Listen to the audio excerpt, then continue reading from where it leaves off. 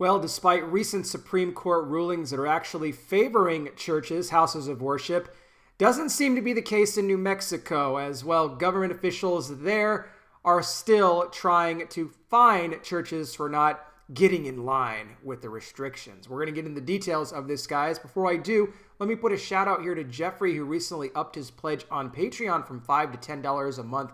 Thank you so much, my friend. That is a great blessing. And guys, you watching me right now, if you would like to help support my channel and ministry, I recommend you go sign up on Patreon for as little as $5 a month. Patreon.com/conservative-truth.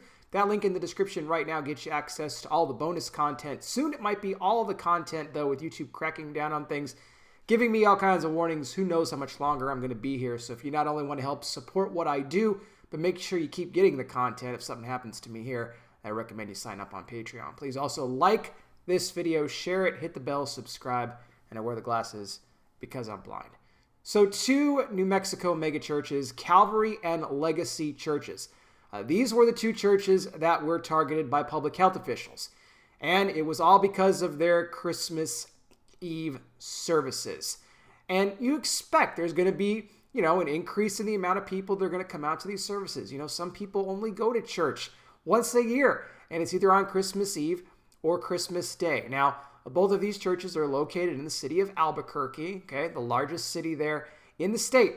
Now, it was said that Albuquerque right now is in the red zone, the hot zone, whatever you want to call it, for corona cases. And so they have restricted worship gatherings to no more than 25% of the total capacity of the churches. Well, thanks to all the snitches that are running around in New Mexico, all kinds of pictures were taken, and they were plastered all over social media showing all the people at both Calvary and Legacy churches because, government officials, they encourage your neighbors to, rat you out if you're violating any orders. So this made it out to the public health officials who saw this, and then it did not take long for them to send letters out to both churches letting them know that they would both be fined $10,000 apiece for violating these corona restrictions. And well, as part of the fine, at least $5,000 of the fine was for those who were not wearing proper masks or face coverings, because the government thinks that they can tell you how you can or if you should or shouldn't be able to cover your face in your own house of worship. We know this is not the case. We know that they can't do this. They have no right, they have no business to poke their nose and tell anybody what to do in their own church. But they're doing it anyway. Now, both pastors here of these churches spoke out against this and said, look, we've been doing everything that we can do to try to mitigate this. We've been encouraging social distancing, masks. Even many of them talked about how the fact that they had overflow rooms, that people that were coming in, they said, look, you can sit and watch your outside. They had the big monitors out there. They had other overflow rooms in the church besides just the main sanctuary. And that's what they both said that they had offered. But public health officials, they didn't care about that at all. They didn't want to listen to it.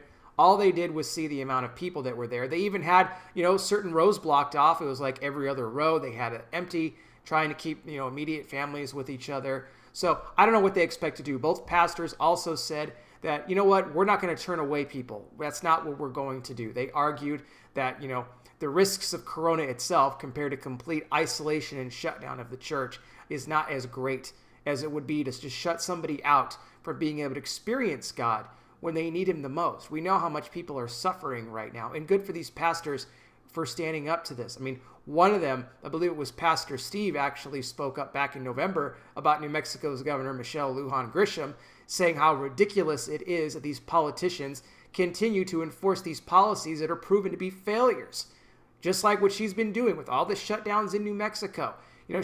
People don't talk about her a whole lot because, it's New Mexico, it's not California, New York. These governors like Newsom and Cuomo, they get a lot of the attention. But Grisham is a terrible governor there in New Mexico. And for those of you watching me right now, if you live in New Mexico, I'm sure you understand what I'm talking about here. So we hope the best for both churches here, for both Legacy.